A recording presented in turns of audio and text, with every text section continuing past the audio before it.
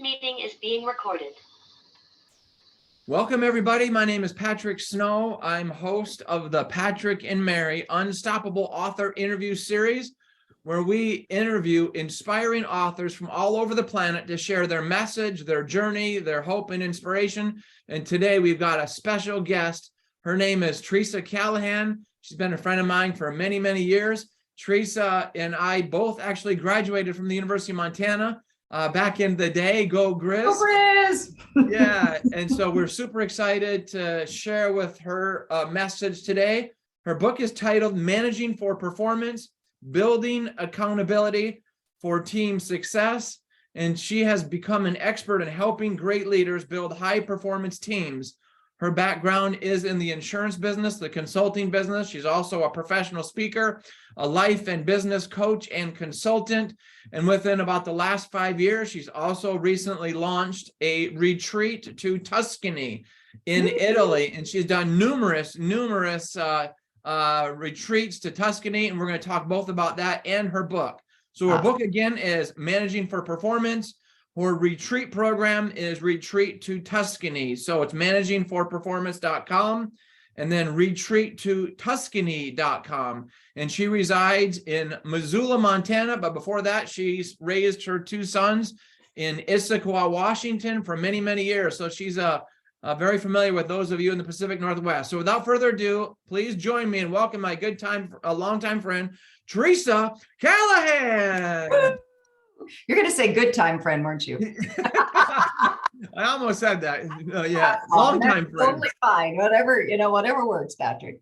Yeah, and by the way, I was in Montana. My son got married in Wyoming this last summer, and I was passing through Missoula, and you and your guy had me come over to your house, and you just moved into a brand new, beautiful home on the golf course in Missoula. So how is that coming along? Are you guys all settled? You got your furniture all squared away now or what? It's awesome. Like world headquarters has moved back to Montana, Missoula, Montana. And after being in the Seattle area for 22 years, it's good to be home. I think I appreciate it more all the time. Raising my boys, they're out into the world. It's great to come back to my roots.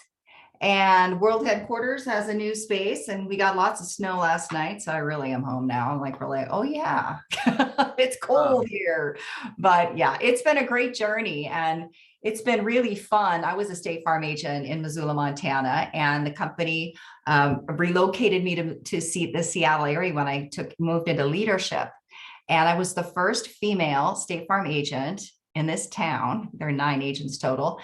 And when I left, it was 1998. I'm dating myself. So it's taken almost 20 years for them to appoint the second female State Farm agent in this town, Misty Svoboda. So it's been really fun to be here, to be on site with her and to help her grow her business. Of course, bring in my programs and my leadership, all the content, the things that I've learned over the past 20 years working as a consultant with agents all over the country and other companies. But yeah, it's good to be back here. It's good to come back to my roots. And well, when I was there in August, I saw that world headquarters, and at that point you didn't have the signs up or the plant, and so it looks very, very nice. No, thank you very much. Thank you. I kind of live on Zoom anymore, so when I'm not traveling, so yeah, it's nice to be here. Yeah, not to date ourselves, but I graduated from the University of Montana in 1991, and I think you were like a year ahead of me. And I don't know if we ever actually met on campus. I might have seen you. You may have seen me, but there's only 10,000 students there. So you're born and raised in Missoula, and how did you select University of Montana? Well, I went to Gonzaga University my freshman year in college and was studying organizational communications and Spanish and marketing, and actually discovered there was a 4-year program in Missoula, Montana, where I could graduate 4 years and get the degrees that I wanted. And I ended up coming back here my sophomore year. I pledged the Kappa Alpha Theta sorority and was eventually the Panhellenic president for our campus, which was probably my first big role in leadership in an organization. And it was really fun. I love being back here. I think when you grow up in a smaller town, you spend the whole time thinking about what you're going to do when you leave, right? I didn't even consider University of Montana when I graduated high school. So the fact that I came back here and made some dear friendships, had an amazing college career, worked my way through school, was really proud of that. And so I've come back a couple times. I think I'm here to stay. And Montana and my little village in Italy, which I'll talk about a little bit today in Tuscany, is called Montisi. So my Italian friends say, okay, so now you're going to spend your life between Montana and Montisi. We can handle that. Oh, I love it. I love That's it. sort of the plan. That's the Yeah. vision right now. Well, I want to spend the majority of time talking about that because I think that's so exciting. But first, you graduated as a Grizzly, and then how did you find yourself in the insurance business?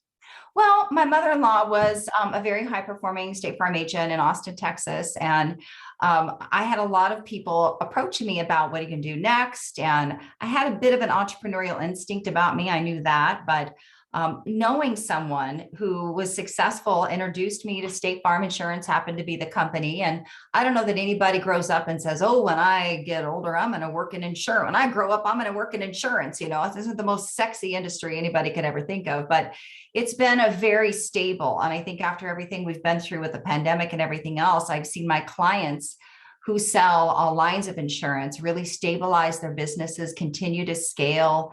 I think all of a sudden, everyone's awareness around their health and their well-being and their livelihood, they were willing to have conversations around insurance. So while some other industries really have been volatile and challenged and strained, even during the pandemic, most of my clients' businesses were thriving, and they're in a good place right now, even still. So it's been great. It sustained me, but I found that it really is about serving others. It's about building relationships with people, taking the complexities out of a service or a product and being able to make it easy for them. Most people don't like dealing with insurance. So if you can make it fun or informative and make them feel good about the resources that they're putting into their portfolio, it can be a lot of fun. And moving back to my hometown, it also was a chance to, I had a lot of pride, you know, in growing and scaling a business. I loved coming back to Missoula and having a business here, and taking a lot of ambiguities out of that topic product for my clients, for sure. So you graduate, you get into insurance, you're in Missoula, you're building your business, and then all of a sudden you move to the state of Washington. I know a lot of years were in Issaquah and on the east side. Talk about your progression with your career in insurance and how you move from being an agent then to being a consultant and a coach, you know, serving other agents. How did that transition happen? Well, as an agent, around my 4th, 5th year of being an agent, I was asked to speak at events. And a lot of times it was in regard to, how do you find these really good people? How do you keep them engaged? How do you, you know, because a lot of these small business owners had a lot of turnover. I was selling a lot of product and building my portfolio very rapidly. It was fun for me. We were doing silly things like the homecoming parade. You know, we'd have an entrance in the parade and everybody would dress up like different kinds of insurance, and we throw these Teresa Callahan footballs out to the crowd. You know, it's just like, let's make it fun and let's engage our community. And so as sales leaders in different parts of my zone and working on a task force back at the corporate level had me go speaking, I discovered, oh, I really like coaching and consulting and speaking and helping other agents be the best that they could be. And so that path guided me down into leadership. And I was approached by our executive team that said, hey, why don't you consider leadership? Why don't you think about, you know, moving into an operations role? Of which I said, no, why would I ever want to do that initially? But I found that I really enjoyed the coaching element of it. I don't even know that there was a name for it at that point. Professional coaching hadn't really taken off quite yet. But when I stepped into my first role, I said yes. They relocated me to Seattle. And suddenly I had 33 agencies, not just one, all on the east side of Seattle. And my role was to support them and coach them, help them to build recruiting campaigns, help them build marketing strategies, new ways to train and engage and keep your people. And it was really fun for me. And I discovered professional coaching. And so after about 5 years in that role, you're expected to keep moving up the corporate ladder. My opportunity to go into a next executive role was in Ann Arbor, Michigan, Thousand Oaks, California, or Raleigh, North Carolina. Those were the 3 cities I had an opportunity to go speak with the executive and move into my next executive role. And about that time, I had a son. My oldest son was having some health issues. I had a marriage that was falling apart. I was having anxiety attacks, traveling. And I said to my executive team, this just isn't my time. I can't pick up and move again. I got shit going on at home and I really need to take care of that. And it was scary because I actually asked for sabbatical. I put it in writing, and nobody does this, right? And they granted me a short sabbatical. And when that sabbatical was over, I came back and they said, we really need you to come back. Your company car's waiting for you in the parking lot. Your office is empty, And I decided I needed a year. And I wrote a resignation letter with tears streaming down my face, thinking, who says no to these opportunities? I thought I was crazy on one hand, but I knew I needed to be home. I needed to take care of my family, and I needed to get my own stuff together.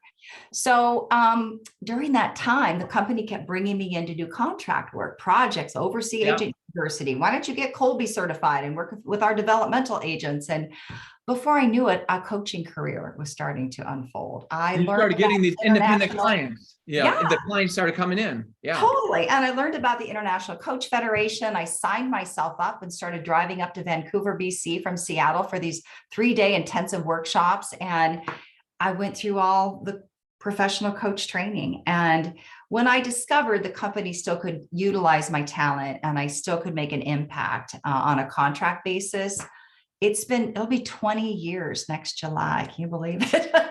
I remember right about that time, you and I met, and we actually met at the Washington Athletic Club, and we sat down at the lunch and we talked about your book. So remind me exactly who connected us and where this book concept came in from, because I don't remember how we met. And then I think we figured out. You totally talked me into writing a book. We talked a couple times, and we remember that one time we met in Issaquah and had coffee. So fast forward a few years, you and I reconnected, and you were in the Issaquah area. Hey, come meet me for a cup of coffee. I really enjoyed meeting with you. Well, at that point, a lot of things in my life had changed. I had committed to building a consulting practice. I was going through coach training. I had built a leadership program, and I started enrolling State Farm agents around the country into my leadership program on their own, and would hire me. And I started picking up some contract work with some nonprofit organizations.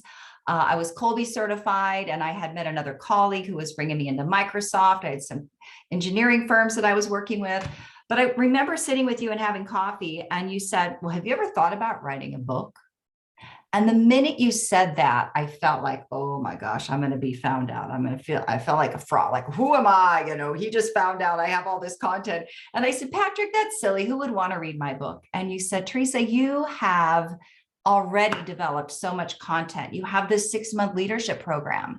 Do you like coaching? And I said, well, I actually really love speaking. And you said, don't you need a platform for your speaking? So I'm glad you don't remember the story, that I get to refresh your memory, because you were the one who said, you have all this content, you've been blogging, you've been putting things together. Why not publish a book? Why not let that be your new business card when you meet someone? And I really will always thank you. I know I've referred a lot of people to you just to have the conversation, because I think all of us think, well, who am I? Who am I to give this advice? Who am I to publish a book? But honestly, it was a little bit about legacy. It was actually an accountability structure for me to organize my thoughts, organize my lessons learned working with great business owners. And I tell you, it has been a blessing for me to have this, not only to check that box and say I did this thing, because now I'm working on my next book project, but also to just know that, I've learned some really critical things about building high-performing teams from those in the trenches doing the work and my own experiences. And to be able to speak to it and share it, it's a way to carry it forward.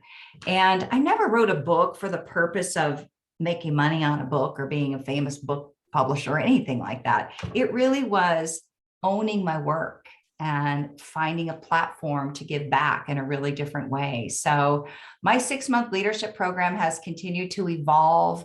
I kind of have an application process, and if we're a good fit and I decide I would like to work with you, I will say, I would love for you to enroll in this program. We're going to commit to each other for 6 months. We're going to roll up our sleeves and get stuff done. And I have come to believe that if I'm going to coach you and you're a small business owner, I am a holistic coach, meaning I want to coach the whole system. I want to coach the players in it. I want to talk to all the people in the spirit of deep democracy and find out the real truth so we can get stuff done. And it's just been a great structure and accountability piece for me in terms of building my brand and really staying in my lane. I love the people stuff.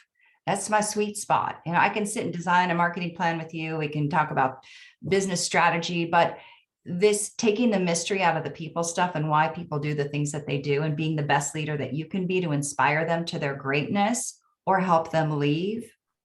Like, I don't believe there's any other choice. Help that employee be the best that they can be and develop them, or help them leave. And that's what your book does. So show everybody the cover of the book and just kind of put it up on the screen. Oh, this is my book, Managing for Performance. I can see all my I actually read from it in my workshop sometimes. I actually read my own work, which I kind of like. I'm like, oh, I need to update that piece right there. But yeah, building accountability for team success. And to me, it's all these stories and lessons learned in working with high performing leaders and teams. There's an entire section in the back that's resources, and many of the coaching tools I still use with my clients through my program. And what's been nice, Patrick, for me having this is that people will go online and order my book through my website, and I'll write to them and say, do you want me to sign it? Is there anything special I can help you with? Sometimes people just want to read their own content and do their own work, and they're not interested in hiring a coach.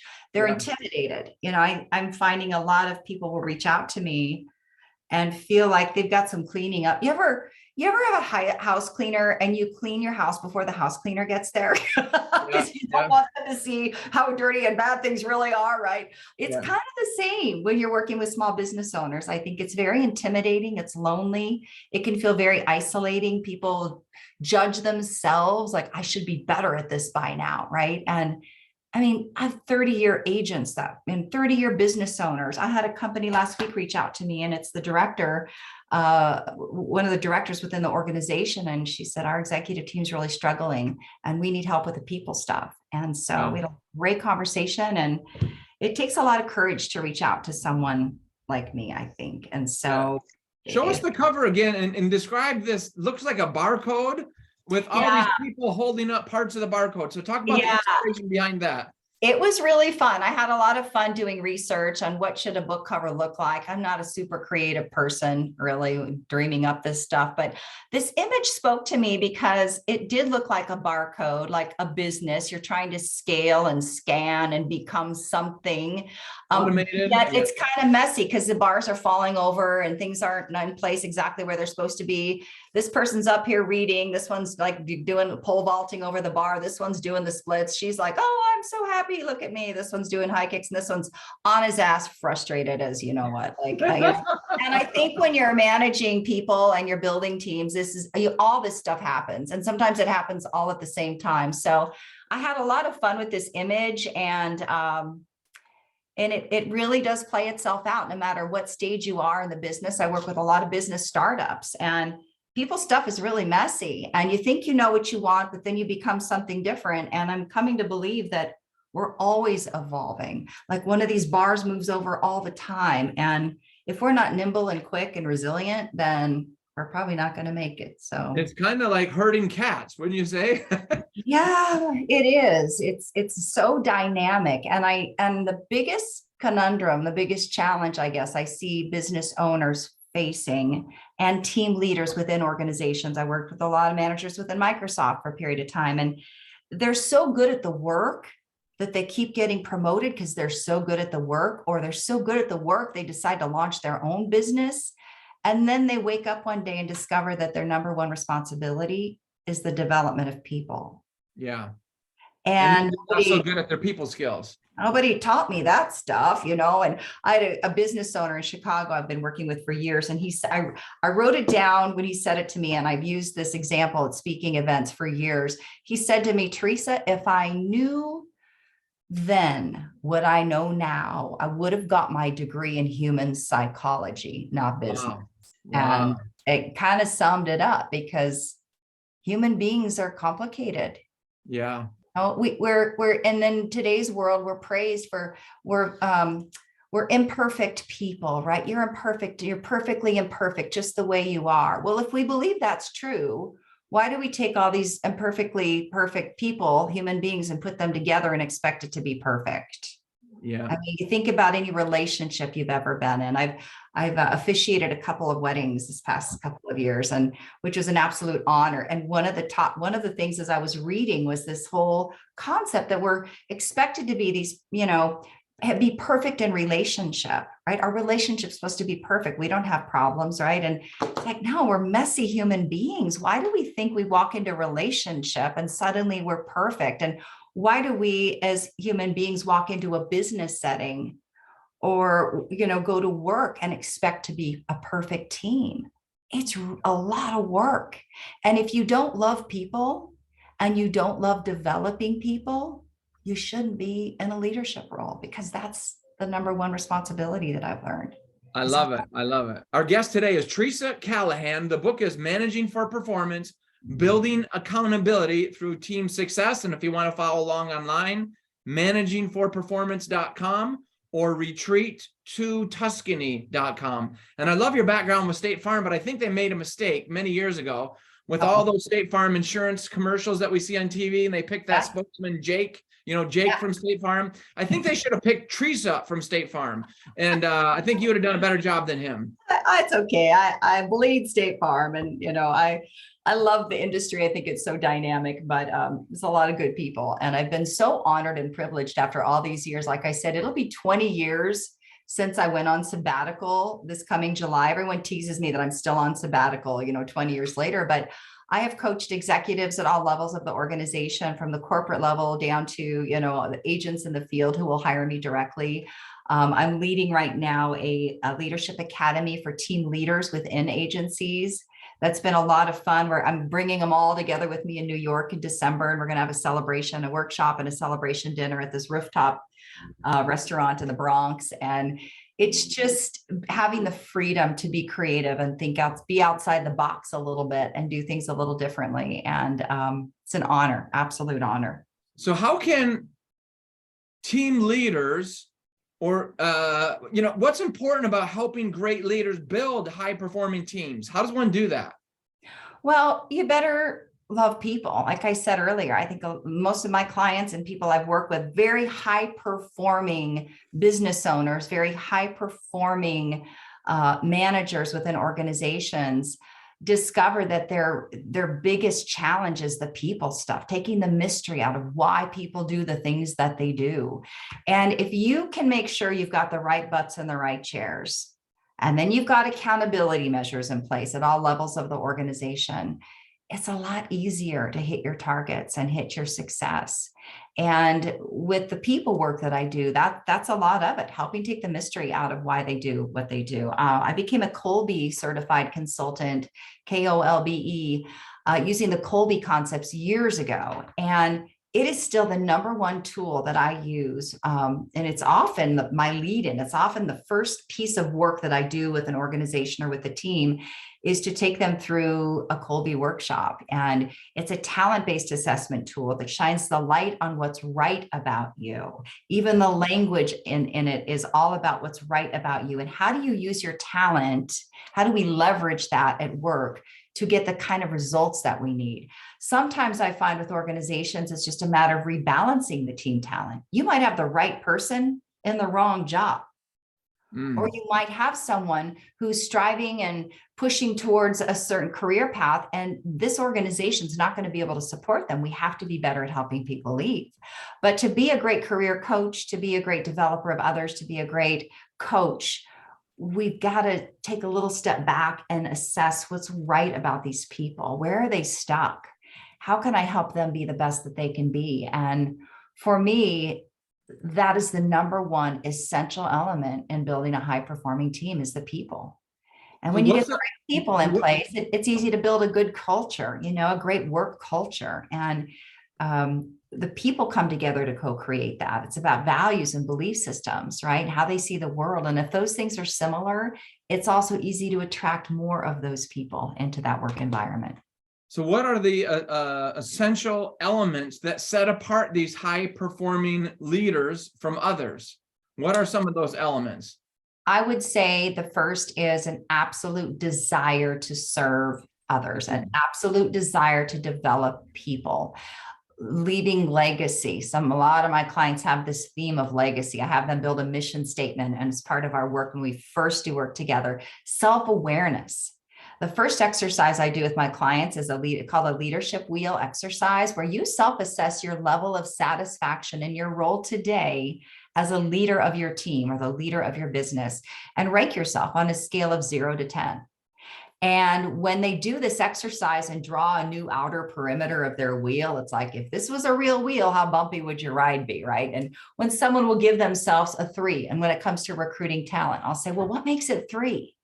And they'll share with me what makes it a 3. And I'll say, well, this isn't about being a perfect 10, but if this was a more balanced wheel, right? If you improved in that area, what would it look like? What would be happening that isn't happening now? And you can actually watch someone go into like a daydream, like a daydream kind of phase where they start thinking of how easy things would be, and things would be, I would be putting my energies in different places, and people would be appreciating their work, and I'd be coaching them, and we'd be having fun, and we'd be hitting all of our records. And if someone's talking, it's like, okay, well, we've got some work to do. What if we just move the mark there, right? So self-awareness, to me, that exercise is a chance to look in the mirror and ask yourself, do I like what I see? You know, we all have blind spots, and that's where coaching can be really helpful, is to help to see the blind spots. But if you've got the courage to do the work and be better, so you can develop people in a more unique and authentic way, you can really, I do believe you can have a lot of breakthroughs. You can move your organization to the next level. But you better let people have a great deal of self-awareness, and then have the courage to say, I might need some help. So today, with all these people working from home, everybody's in their own little place virtually. Yeah. How do leaders engage these employees, best in these virtual working conditions? Yeah, a lot of my coaching over the past 2 years has been focused on that. And to me, it all came down to accountability. And a lot of teams have come back with a hybrid version of working remote, working on site. I think we all wanted to renegotiate the rules because we discovered, wow, I really do need some sort of balance in my life. And we found out, isn't it amazing? We found out we can work remote. We found out we can get stuff done and not physically go to the office every single day. I think that was the biggest breakthrough for a lot of organizations. And I'll say in the insurance and financial services industry, this was a huge aha. It was life-changing for so many people. So creating new norms has been a real big part of it, but to hold others accountable when we're working virtual, in my experience, is about having systems and processes and a rhythm in place.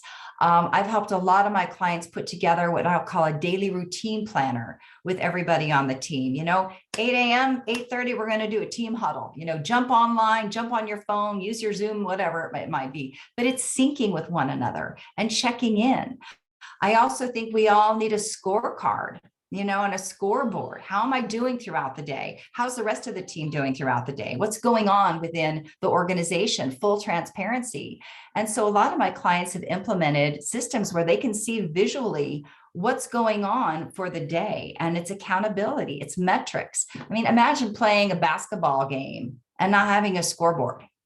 Right. Yeah. I mean, we need to know how much time we have in the game. We need to know how many baskets we've made. We need to know how many shots that team's made. We need to know what the status is. And so when we're virtual, we were forced to put new systems in place to create more accountability, more visibility, and checking in with each other. It's also a part of making sure you're checking in with your people on a human level. How are you doing today? Yeah. I know your mom was really sick last week. How's she doing? Yeah. Your dog kept jumping on your lap when we were in that meeting yesterday. What's your dog's name? It's just the human element of connecting. And I don't think that we need to lose that even when we go back to the office. And it might be sort of old school thinking. And maybe in my generation, my managers didn't do this as much when I was younger, where we had to draw a line between your personal life and your professional life.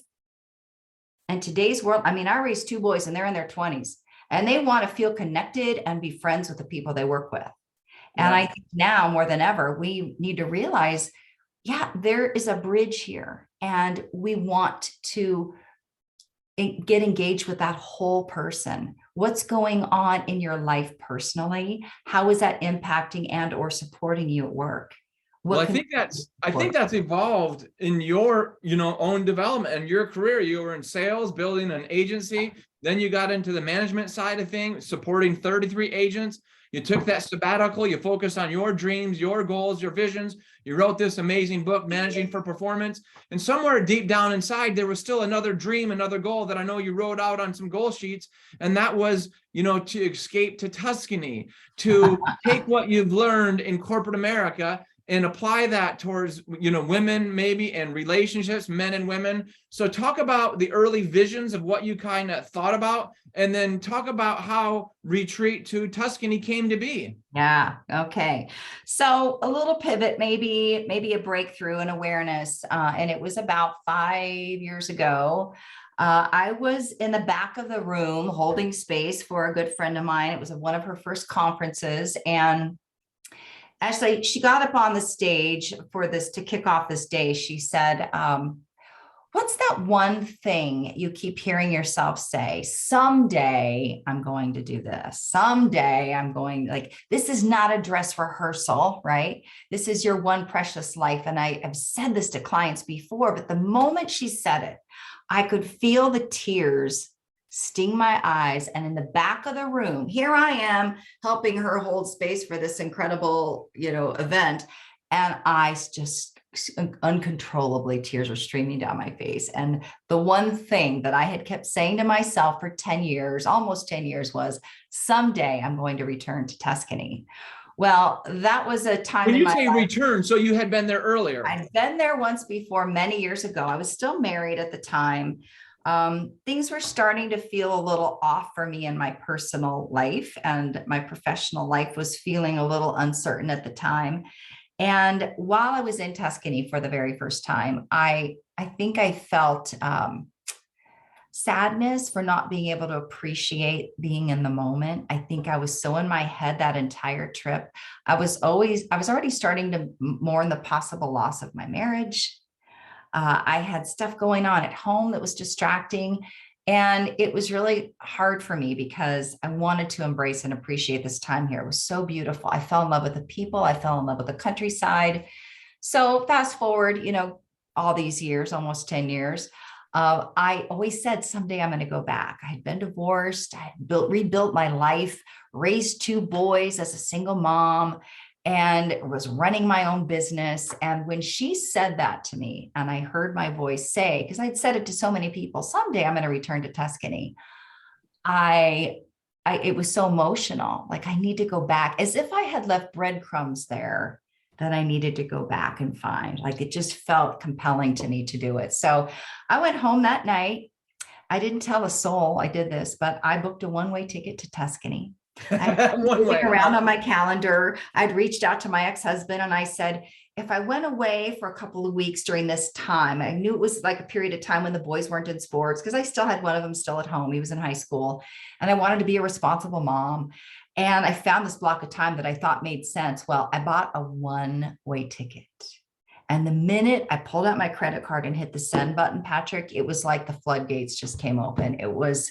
I poured myself a big glass of wine. I sat down in my chair and I was like, what have I done? Like, I just booked a trip by myself to go halfway around the world, and I didn't tell a soul. I started feeling guilty and ashamed. And who am I to spend this money? Who am I to take this time? And it took me a while to tell anyone.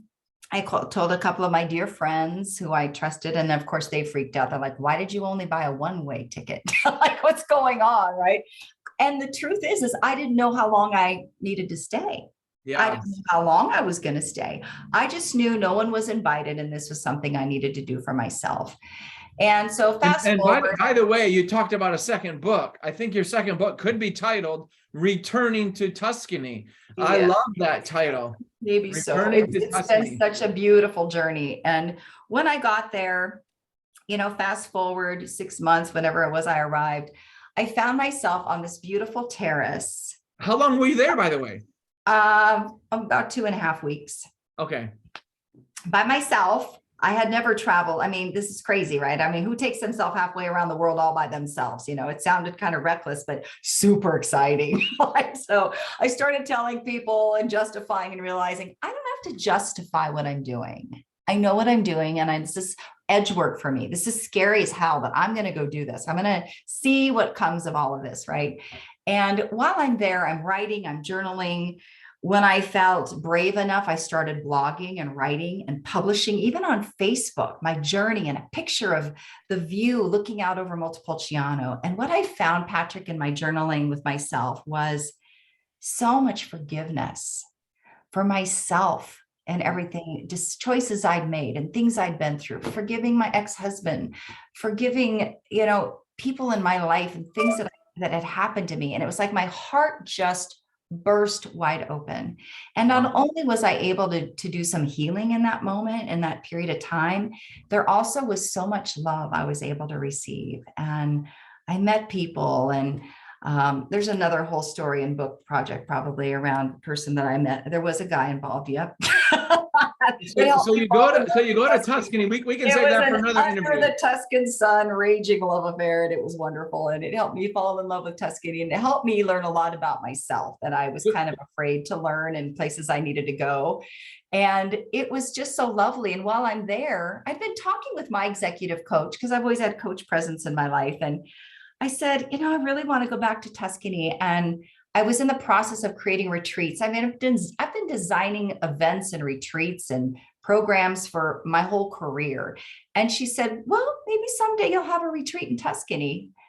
And I thought, yeah, that's kind of silly, but maybe that's not so crazy. Well, when I started publishing and writing about my experiences and the breakthroughs that I was having and sharing some pictures, I had so many women reach out to me and say, oh my gosh, Teresa, I've always wanted to do something like that. If you go back, will you take me? Yeah, And I want to go too, sending me private messages like, I've always wanted to go to Tuscany. It's a dream of mine. I would love it if you would create something where we could go. So that was really it. I came back and I hand selected a group of women. There were 12 of us total. This was in 2017. And said, if you really want to do this thing, here's how it's going to go down. And this is kind of what I'd like for us to do and experience. And tell me why this is important to you. Because I wanted to make sure we were aligned. And then I came back in that fall and I booked the villa. I hired a tour guide. I found a chef. I really put our team together. I went truffle hunting with Nico because I wanted to learn about truffle hunting. I literally built the program during that trip and brought these women back the following May. And we just hit it out of the park. I mean, every day was filled with emotion. It's so beautiful and stimulating in so many ways. You know, you go into this medieval village that's about 900 years old. You live in this little village, in this villa that's 500 years old. And you are immersed in this culture where many of the people don't speak English. Everything just slows way down. And I've come to believe that sometimes you have to take yourself halfway around the world and immerse yourself in a culture where you don't know the people, you don't speak the language, to reconnect with yourself and set intentions for a new beginning. Right there. Let me stop you, because someone on your website, one of these women wrote that what I loved about Teresa's retreat in Tuscany was finally I found space. I found silence, time to drift, time to think. So when you bring these women, are they now just women, or is it now couples retreats? What does the retreat look like? What do they experience? Is it men and women, couples? How has this evolved, and how many have you done now? Yeah, so I've had 7 women's retreats. We're planning 8, 9, 10, 11, 12, 13 right now, all the way into 2025. We have dates in the book. We have dates established, and I haven't even published them yet. But the women's retreat program will always be my baby. I mean, there's so much involved in our big why around it. And I'll tell you more about the juicy details of it. But I also took, for the first time this year, a group of couples. They were friends and family, because the guys were like, well, we want to go to Tuscany. Why can't we go to Tuscany? And I thought, well, I'll take my brother and his girlfriend, and I'll take some groups. And I took some friends and family. We lived in this beautiful villa. We had such an amazing time. Every room in the villa has its own ensuite bathroom. There's 8 of them. And then we have two bedroom attached apartments to our villa. And we loved it and they loved it and they got to experience all the things that we do while we're there. And then 2 weeks later, I had a wine club from Washington. I work with Genoa Cellars and have for several years. And the wine club members had expressed interest in coming to Tuscany because it's all about the Sangiovese wine and the education of the wine in Tuscany and cooking and having our in-house chef and yoga and meditation and spending a day at an organic farm learning about slow cooking and slow living. And I realized that these men had just as many emotional connections and breakthroughs for themselves as some of the women do, that we don't give ourselves permission to just slow down and practice being. You know, we're always so busy striving. And while we're on vacation, we're booking our next vacation. I mean, for goodness sake, can't we just slow down and practice being in the moment? And so, you know, I don't know what will happen with that. We are talking, my assistant partner, Nicole, who's been helping me as a co-host. She's based in Huntington Beach, and we came back from our spring retreats and she said, Teresa, I think we should take this and run with it. Like, there are guys and women, couples that want to experience this. And I said, why don't you take that and run with it? I'm kind of busy over here with this women's retreat program. It's my baby. I love it. And so I've just learned to never say never. And I've learned to keep my heart and my mind open and to serve in a way that it's so unique, right? It's not such a crazy idea anymore. And talk about manifestation. I wrote down 10 years ago in a journal, thinking about my future, someday I'm going to spend 1 month a year in Tuscany. Someday I'm going to spend time in Tuscany. And now look, I have created this program that allows us to live in Tuscany for several weeks to several months in the spring and several weeks to several months in the fall. And it's so purpose driven. I think for me, that's been the most beautiful part of all, is the discovery that it's okay to create these crazy dreams. It's okay to chase them and go see what happens. Because if you can change other people's lives and you can create a platform for other people to do things that they might not do, it's what I call edge work. I mean, to book a trip by yourself to go to Italy, and for these women to book a trip like this, a retreat where you got coaching work for 3 months leading up to it, you're living in a house with a bunch of women you don't know very well. I mean, that takes some courage, right? Yeah, And so my job is to make sure it's the right fit and the right group of women, that they're going to hold space in each other's hearts for one another as much as they're able to receive it. And most of the women who've been attracted to this program are going through some sort of transition in their life. You know, maybe they're suddenly empty nesters and they've given everything they have to their family for all these years. And they're asking, well, what's next for me? Some of them are masterful at running businesses, running teams, but they don't do anything for their own self-care. And, you know, teaching them self-care isn't selfish. It's really necessary to take care of you so you can better serve and take care of others moving forward. And the coaching exercises that we do and the sharing that we do when we gather every evening is just beautiful to sit and witness. I feel so privileged to watch some of the breakthroughs. And talk about your chef, the chef that you partnered with there that cooks all this amazing slow cooking food, as you said.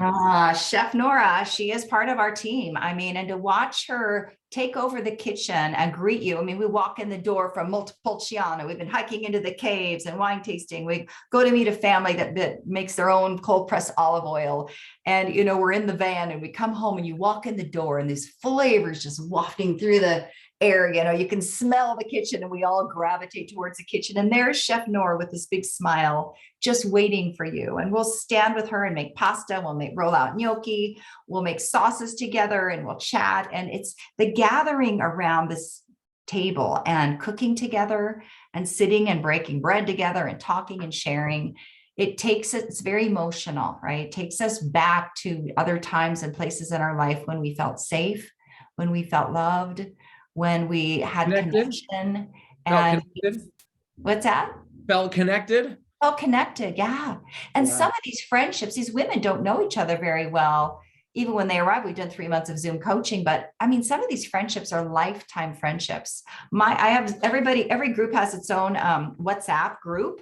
My phone blows up every day, all day, like, because these groups many years later are still staying connected, telling stories. Here's a picture of my new grandbaby. Oh, this is what happened to me. Here's my foot. I've got it up in a chair, just had my surgery. They love each other so much and they want to share and they feel connected, and they're all over the country.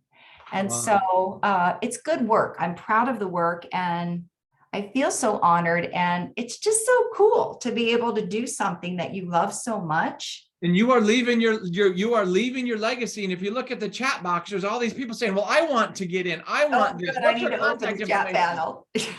So how can people get a hold of you if they want to return their soul to Tuscany? How can people get in touch with you to look at a future retreat with you, whether it be just a women's retreat or maybe the couples retreat? Yeah, well, the first step is just to reach out. I have on my website an actual application, which is actually coaching exercise, because it's some introspective questions. What interests you in this? What's going to make this an amazing experience for you? And I guide people to it if they really are ready to jump in, right? I mean, I have women tell me all the time, I've been following you on Instagram for 3 years. I think I'm ready to go. They get scary, right? But call me, email me, reach out through the website for a conversation. I love talking about it. I love sharing stories. And if it resonates for you, I say, then let's have a conversation. And there's the spring retreat, which is all about renewal. And there's the fall retreat, which is harvest season. And to me, those seasons are both beautiful and represent different phases in our lives as well. Some women very much gravitate towards renewal and the spring poppies and the green grass, like it's so beautiful in the spring.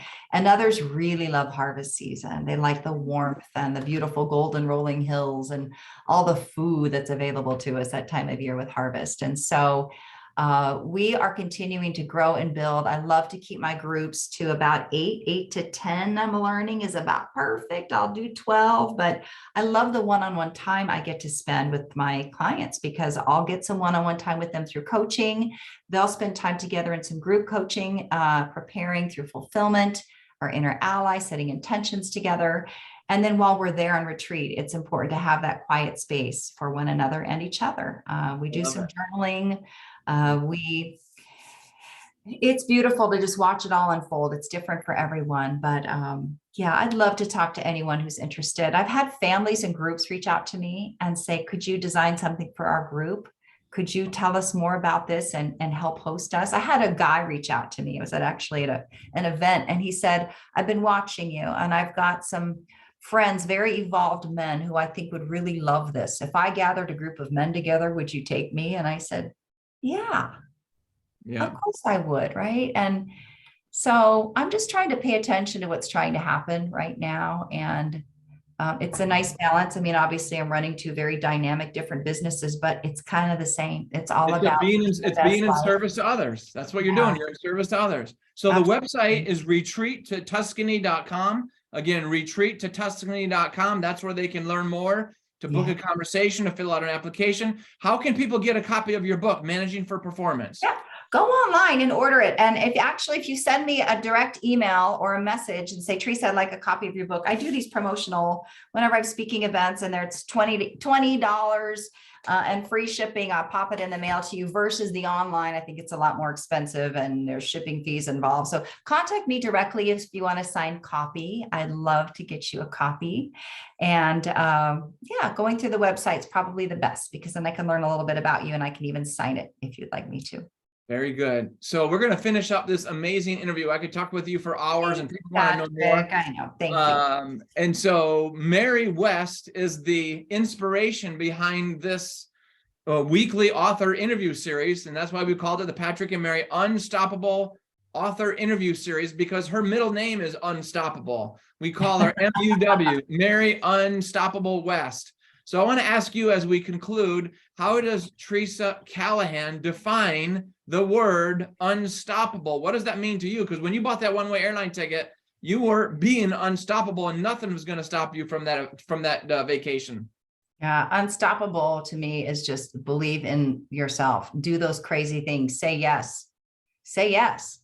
just say yes. I mean, you just never know where one conversation, take that first step, that step you don't want to take. That's what's needed to not stop yourself. There's so many natural roadblocks in my experience, and the chatter in your head, it tells you, I'm not good enough. I'm not worthy enough. I can't do that thing. You come up with all these reasons why not to do something. And I believe the answer is saying yes to yourself and take that first step. I love it. I love it. So the book again, Managing for Performance, Building Accountability for Team Success. The website is Managing for Performance. And any of you that want to go on this amazing retreat, whether the women's retreat or the couples retreat, visit retreat2tuscany.com. Book a conversation with Teresa Callahan. And Teresa, I just want to say from the bottom of my heart, this has been amazing. Thank you very much. Thank you. Thank you, Patrick. I appreciate you. Any last nuggets of wisdom you want to share? Me? Yeah. Any last wisdom? I'm just going to fall back to, believe in you, like believe it, do crazy things you say someday, like just do them. And this is not a dress rehearsal. This is your one precious life, and live it. I love it. It doesn't matter who's watching. It doesn't matter who's looking, because you never know. I tell all the women who've gone on a retreat with me, you never know who you're going to inspire by being brave and being courageous and following your own dreams. Because if you can do it, you just might inspire one other person to do it. And to me, that's the greatest blessing and gift we can give anyone.